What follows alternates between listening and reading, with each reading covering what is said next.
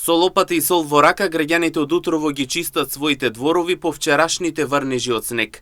Иако дневните температури се над нулата, предпазливоста останува. Снегот што се топи преку ден во вечерните и утрински часови може да предизвика појава на мраз или изгави површини.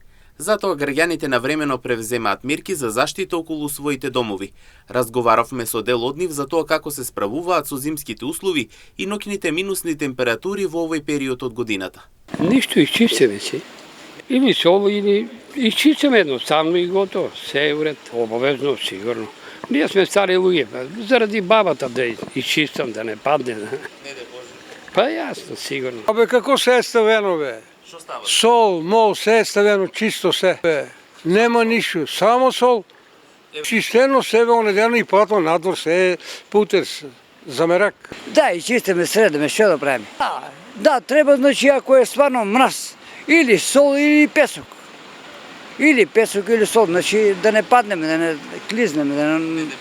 Да, Господ. Може да се може да биде.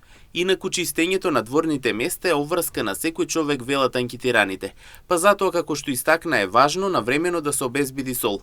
Едрата сол е решение кога станува збор за брзо и лесно растопување, со цел да не се заледуваат дворните места.